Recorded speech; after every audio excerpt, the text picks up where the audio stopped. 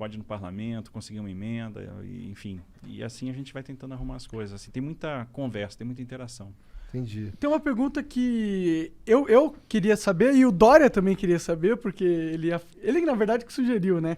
Por que, mas eu também queria saber isso, por que não tem um trem que vai de São Paulo pro Rio, meu? Por que não tem essa porra? É tipo, mano, é um trem, é fácil, a gente já inventou isso faz muito tempo, tá ligado? É fácil, mas é caro pra caramba. Mas ia ser muito bom, não ia ser muito bom? Aí, ó. O que acontece, né? A grande questão é a viabilidade financeira mesmo. Então, lá atrás, né, se ventilou muito a ideia de vamos fazer o trem-bala Rio-São Paulo. E o que não fez esse projeto prosperar? Uma incerteza muito grande do ponto de vista de engenharia, então tem uma questão topográfica para você vencer. O trem ele precisa se acomodar, né, a determinados raios de curvatura, volume, inclinações de rampa, enfim. Então, isso torna a obra muito cara. A gente está falando de uma obra que não se sabia exatamente quanto é que custava, mas na ordem ali de, sei lá, 40 bi, talvez até mais. Para isso funcionar, você precisa ter headways muito baixos, ou seja, a distância entre trens muito pequena, e trabalhar sempre com ocupação máxima e com valores de tarifa altos. E aí você percebe o seguinte: hoje, a grande limitação para a gente ter trem de passageiro no Brasil é que a gente ainda não percebeu que não é tarifa que remunera o serviço que vai botar um projeto desse de pé. Por exemplo, a gente está fazendo muita concessão ferroviária. Retomamos o transporte ferroviário no Brasil. Pô, legal. E todo mundo me pergunta, que é um desejo do brasileiro. Essa sua dúvida é a dúvida do brasileiro geral. Todo mundo pergunta, pô, mas e o trem de passageiro? Eu quero andar de trem. Todo mundo tem esse desejo. Acho que o pessoal vai lá para fora, ou a turma mais antiga andou de trem de passageiro no Brasil. Todo país desenvolvido de verdade tem uma malha ferroviária incrível, né? Exato. Faz parte do desenvolvimento de um país. Se você pegar as nossas concessões, não tem vedação ao transporte passageiro. Ou seja, o concessionário poderia operar passageiro. Por que ele não opera? Porque eu vou suprimir capacidade da via, né? Vou subtrair alguns pares de trem-dia daquela via, e é uma operação que não vai gerar receita, né? Porque é muito melhor estar operando carga, dá muito mais dinheiro, né? Torna o negócio muito mais atrativo. Sempre quem governa a operação é a operação de passageiro, por causa da questão de segurança, etc. Existe um trem de carga que vai de São Paulo para o Rio? Existe. Ah, existe? Existe. Existe a linha da MRS que faz Rio de Janeiro-São Paulo. Entendi. Então, o que a gente precisa para dar esse passo na direção do trem de passageiros? Perceber que as operações, e uma coisa que o americano percebeu no século XIX, que as operações de passageiro vão ficar de pé a partir do momento que a gente aprender a explorar as receitas acessórias, que a gente conjugar operações de real estate, operações imobiliárias com a exploração da linha. Entendi.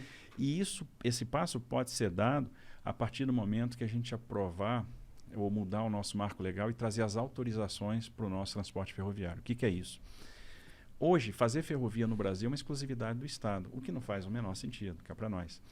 A gente já venceu essa barreira nos portos. Hoje, se um empreendedor quer tomar um risco de engenharia, quer fazer um terminal privado, ele vai lá, pede para fazer um investimento, ele demonstra que tem posse da área, que tem fruição da área, que tem condição de licenciar e financiar aquele investimento, ele vai lá e faz, toma o risco. A gente deu essa virada de chave em 93, com a nova lei dos portos, e em 2003 nós demos outra virada de chave importante, que foi, olha, o porto privado vai poder também operar carga de terceiro e não só carga própria. Foi um boom. O que acontece? Hoje, 2/3 da carga movimentada nos portos brasileiros é movimentada em terminais privados. Os terminais privados superaram muito os portos públicos. Que legal, isso é da hora. Então, isso é muito bacana. E aí, a mesma coisa, esse mesmo passo a gente tem que dar no transporte ferroviário. Por exemplo, se o cara quer tomar risco de engenharia e ele tem um plano de negócio, às vezes, bilionário, por que ele não pode fazer a ferrovia dele? Vou dar um exemplo. Nós temos papeleiras, indústrias de celulose no Mato Grosso do Sul, com investimentos de 15 bi, 10 bi. Por que o cara não pode usar 2,5 bi e recuperar a Malha Oeste e fazer o transporte dele de ferrovia para o Porto de Santos? Que a logística de celulose do Mato Grosso do Sul para Santos é de caminhão. Ou por que ele não pode fazer um ramal de Aparecida do Taboado, onde ela vai se conectar com a Malha Paulista até Três Lagoas? Isso a gente está falando de um ramal de 1 bilhão e pouco. É porque ele não pode fazer, porque é exclusividade do Estado. É o marco legal que é o marco define legal. isso. Então a gente precisa romper isso. Existe alguma movimentação para mudar o marco legal? A gente está trabalhando para mudar esse marco legal. Como que é para trabalhar para mudar o marco legal? Como que a gente muda essa porra? A gente tenta... Nós encaminhamos, né, e patrocinamos um projeto de lei no Congresso. Que ele ainda não andou, não está andando. Se ele não andar, a gente tem a opção também de uma medida provisória, que talvez seja uma questão de urgência agora, a gente promover investimento. Eu acho que uma das soluções para a pandemia é a gente jogar investimento, porque o nosso desafio a partir de agora vai ser gerar emprego. Com certeza. Então, quanto mais investimento, mais emprego, e é uma forma de a gente dar esse passo. No século XIX, de 1854 a 1913, nós tivemos um boom ferroviário no Brasil, com ferrovias autorizadas, todas privadas. Por que elas se tornaram públicas? Porque elas quebraram na década de 30, com a crise de 29, a crise do café, e o governo foi lá e encampou essas ferrovias que tinham dívida com financiadores. Nos Estados Unidos, até hoje, as ferrovias são privadas. Então, as ferrovias são autorizadas. Por isso, lá eu tenho 7 grandes operadores ferroviários e eu tenho 600 operadores de short lines. Eles têm 270 mil quilômetros de ferrovia, contra 28 mil quilômetros que nós temos aqui. E estamos fazendo bastante. Assim, a gente já contratou 30 bi de investimento privado em ferrovia. A gente deve chegar até o final do ano que vem com 60 bi. É um impulso ferroviário sem precedente. A gente está plantando as sementinhas que vão fazer com que o transporte ferroviário chegue lá em 2035 com 35%, 36% de participação na matriz de transporte. Então a gente sai dos 20% de hoje para 35%, 36%. A gente vai chegar perto do que um país desenvolvido tem, que é em torno de 40%.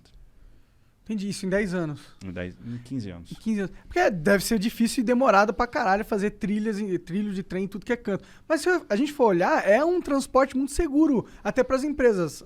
Em termos de passageiro é legal, mas as empresas, sim, porque não tem como roubar um trem. Quer dizer, até tem, mas é muito mais difícil, né? Você roubar uma carga na rodovia. Exatamente. Assim, o transporte ferroviário, ele traz a regularidade do serviço. O cara sabe que, às vezes, vai ter uma velocidade de deslocamento menor, mas vai transportar um grande volume, né? Então, um trem carregado, um trem desse de 120 vagões, ele vai tirar 240 bitrens da rodovia, 300 bitrens da rodovia. Então, é muito mais carga, é muito mais barato e, no final das contas, tem uma regularidade, né? Muito mais seguro. Você sabe que vai sair naquela hora programada, vai chegar naquela hora programada. Não tem perrengue, né? Tantos, não tem perrengue. Então, assim, isso é muito atraente, né? Pro transportador, pro dono da carga, para trade, é muito bacana. Sim. O Biden lá nos Estados Unidos, eu sei que ele está com um projeto de investimento na infraestrutura de, sei lá, 12 trilhões de dólares, um negócio assim. Não é da infraestrutura só, tem vários pacotes. Acho que a infraestrutura são 2 trilhões de dólares, né? Muita grana, tá ligado? E isso parece ser inteligente, porque a infraestrutura lá tá meio acabada. Eles não faziam muitos anos que eles não reformavam e não investiam lá. Será que não era inteligente a gente dar um passo aqui no Brasil nesse sentido também? Com certeza. É o que a gente está tentando. A grande questão, assim, o americano tem uma vantagem em relação a nós, que é a política monetária ilimitada, né? Pode emitir sem gerar muita pressão inflacionária. Eles vão sofrer com um pouquinho de inflação agora, que é uma coisa inusitada.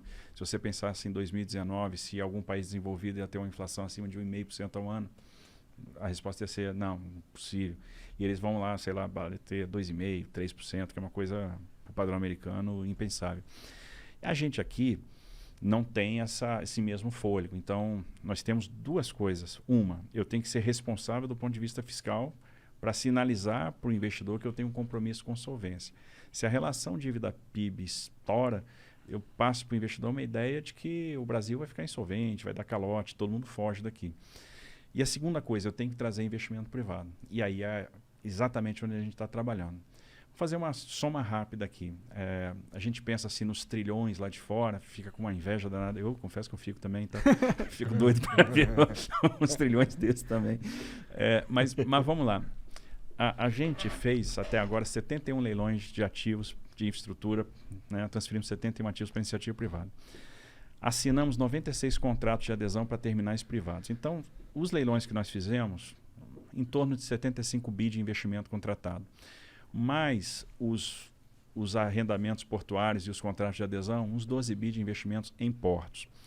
Agora, no segundo semestre, a gente começa uma temporada de grandes leilões. Vamos fazer de novo o leilão da rodovia Presidente Dutra, aí são 15 bi de investimento, 381 Minas, 262 Espírito Santo, são 7 bi de investimento. Aí nós vamos para...